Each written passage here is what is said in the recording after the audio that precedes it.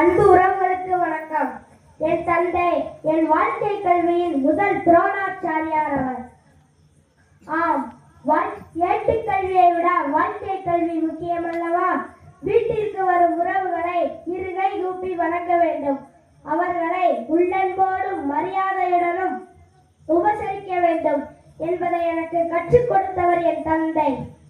எந்த விழாக்களுக்கும், எந்த வைபவத்திற்கும், எந்த கோயிலுக்கும் குடும்பத்துடன் செல்ல வேண்டும் என்று கூறுவார்.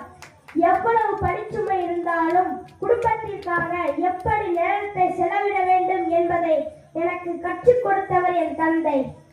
பணத்திற்கு முக்கியத்துவம் தராத பொருளியலின் தந்தை என் தந்தை. பத்திரகாளி கொடுக்கிறான், செலவழிக்கிறேன் என்பார்.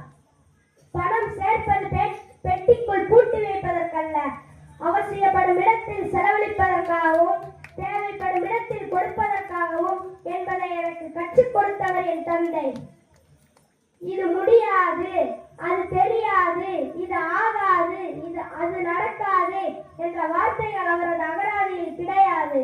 முயன்றால் எதையும் சாதிக்க முடியும் என்பதை எனக்கு கற்றுக் கொடுத்தவர் என் தந்தை. அவரை நான் உழைப்பதற்கு சோம்பி ஒருபோதும் பார்த்ததில்லை.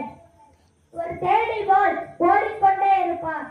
உழைப்பதற்கு என்றைக்கும் மறுக்க கூடாது என்பதை எனக்கு கற்றுக் கொடுத்தவர் என் தந்தை. பிறரது உணர்வுகளுக்கு மரியாதை கொடுக்க வேண்டும். அவர்களை உன்னை விட எளியவனிடம் உன் வலிமையை காட்டாதே என்பதை எனக்கு கற்றுக் கொடுத்தவர் என் தந்தை. வாழ்க்கையின் இறுதி அத்தியாயம் வரை ஆன்மீகத்துடனும் ஜீவகாருண்ய ஒழுக்கத்துடனும் வாழ வேண்டும் என்பதை எனக்கு கற்றுக் கொடுத்தவர் என் தந்தை. மறுமை வேண்டாம் என்பவர் நீங்கள். ஒருவேளை கடவுள் அருளால் உங்களுக்கு மறுமை உண்டென்றால் நீங்கள் எனக்கு மகனாக பிறக்க வேண்டும். நான் ஒரு தந்தையாக உங்களை என் மாசற்ற அன்பில் தாங்க வேண்டும்.